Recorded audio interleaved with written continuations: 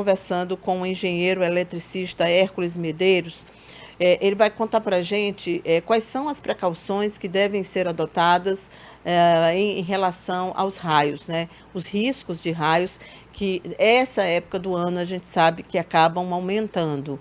Bom dia, Hércules. Bom dia, Cíntia. Bom dia a todos os telespectadores e ouvintes. Em primeiro lugar, em relação à questão dos raios, a principal dica que a gente tem é tentar evitar essa exposição. Como é que é evitar a exposição? Evitar inicialmente áreas abertas. Durante agora esse período de férias, muitas pessoas gostam, eu vou para a praia, ficar passeando na praia, passeando no campo. E esses são locais que são bem propícios. Por quê? Porque você vai ter uma longa área plana, onde você vai estar sendo o ponto mais alto. É aí onde entra a questão da descarga atmosférica. A dinâmica da descarga atmosférica funciona de que forma? O ponto mais alto vai ser o ponto mais propício a acontecer essa descarga. Então, foi o caso que aconteceu lá com os animais do Bento. Os animais foram para baixo de uma árvore e, quando a descarga aconteceu, toda aquela região ali fica com um potencial elétrico muito elevado. Então, essa descarga acabou ceifando a vida desses animais. Da mesma forma, quando a pessoa está na praia, na beira da praia, gosta de passear no final da tarde, aquela coisa bem romântica, pode ser muito perigoso se tiver com uma potencial chuva ou tempestade se formando. Por quê? Porque você vai estar mais alto do que a areia, mais alto do que a praia. Normalmente, em zonas de praia ou zonas de campo aberto, isso é bastante arriscado. Então, evitar esses locais. Mas, dentro de casa, também é muito importante observar algumas precauções. Como, por exemplo, para você ter uma ideia, uma descarga atmosférica caindo a 80 metros de uma pessoa, dependendo da posição, a pessoa pode também vir a falecer, mesmo estando dentro de casa. Então, assim, em situações de chuva, de tempestade, é importante andar calçado, mesmo que você esteja dentro de casa. Independente da descarga atingir diretamente a pessoa, atingindo locais próximos também é bastante perigoso. Tanto é que nós temos, quando falamos de porcentagem, a gente tem aproximadamente 10% dos acidentes fatais acontecem dentro das residências. Entendi. Hércules, a gente tem sempre casos no Piauí, e essa época eles aumentam. Agora eu acho que foi um dos maiores que eu vi com o maior número de animais mortos, mas sempre tem relatos de animais mortos, pessoas que acabam também morrendo, exatamente porque desafiam isso. Quais são as regiões? Existem regiões mais propensas? Aqui no Piauí, em Teresina, basicamente, a cidade tem um apelido, né? Chapada do Corisco. É uma Sim. cidade onde mais caem descargas elétricas ou não? Bem, a gente tem o Instituto Nacional de Pesquisas Espaciais, o INPE, onde ele tem um mapa que é chamado Mapa Isosfera Único, onde mostra quais são as cidades, quais são as regiões e a quantidade de descargas previstas para acontecer. Teresina talvez seja mais conhecido por ser a capital, por ser onde você tem uma população maior e, consequentemente, vai ter mais informações a respeito desses acidentes. Mas no Piauí, Teresina fica depois de 70, vamos colocar assim no ranking, tá? Eu acho que 72ª ou 4ª do Piauí, para você ter uma ideia.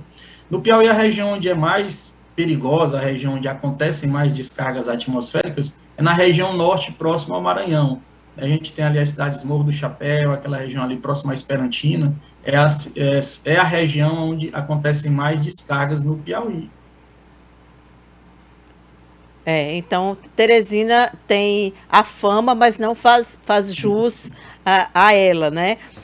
E em relação aos rebanhos, porque as pessoas podem sair das áreas abertas, podem evitar.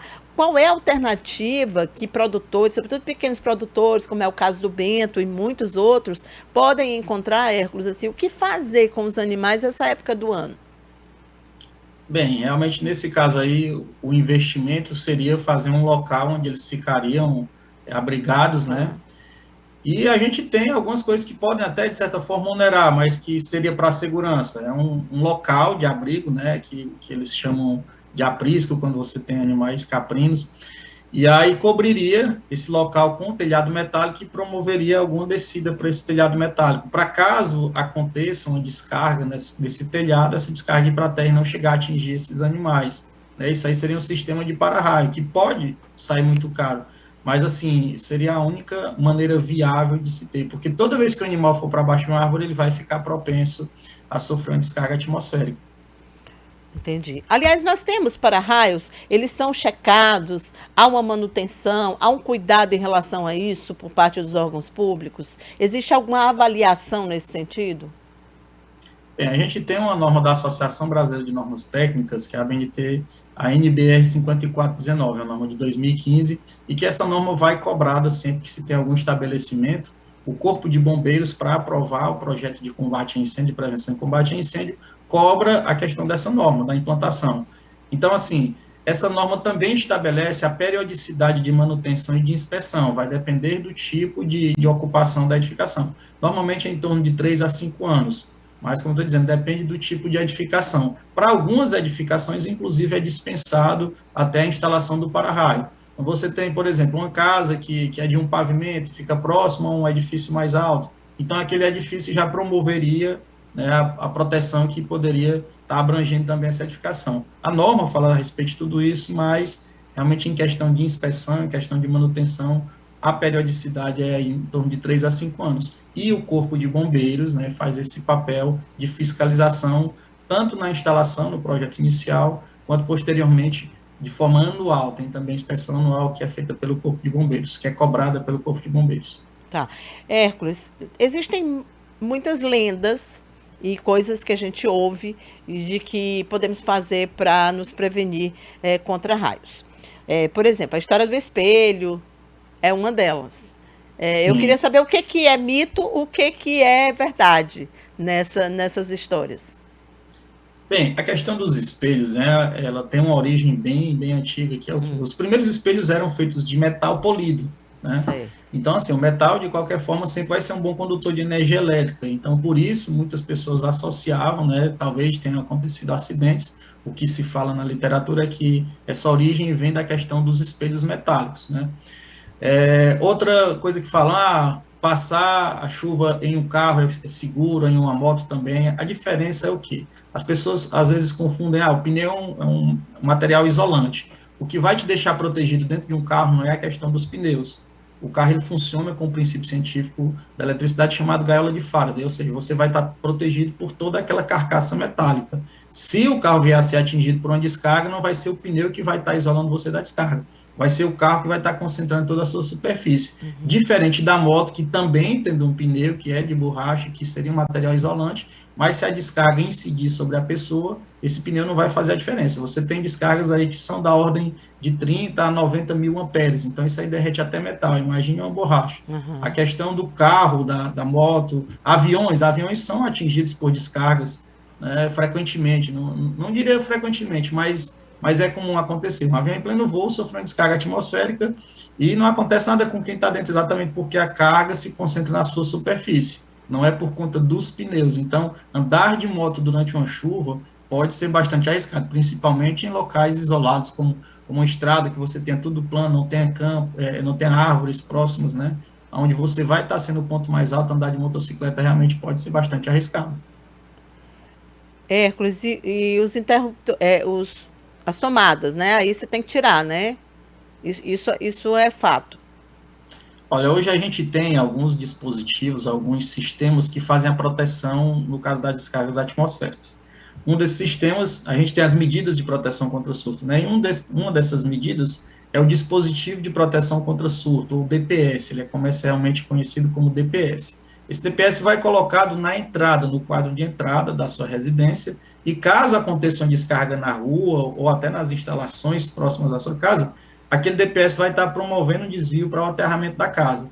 Mas o problema é que a grande maioria das casas ainda não trabalha com esse sistema, não tem um bom aterramento. A orientação principal é, se você está vendo acontecer uma tempestade, uma chuva forte, tire os equipamentos que você considera essenciais, uma geladeira, né, ela pode passar um período de 1 hora desligado, que não vai perder toda a sua carga, televisão, tudo, mas isso aí você vai estar protegendo os seus equipamentos, mas o principal, não manuseie nenhum equipamento ligado à tomada durante esse período. Não manuseie celular, tablet, notebook, tudo isso aí, tire da tomada, fique só com a bateria, ou fique conversando com a sua família, mas evite utilizar esses equipamentos durante uma chuva, porque aí você já vai estar colocando a sua vida em risco. Tá certo. Hércules, muito obrigada pelas informações. Estamos anualmente, né, contando aqui com os seus conhecimentos e isso é muito bom. Mas eu sempre acho, e sempre termino as entrevistas falando que deveriam existir campanhas educativas, sobretudo nessas cidades mais propensas, para evitar casos como esse.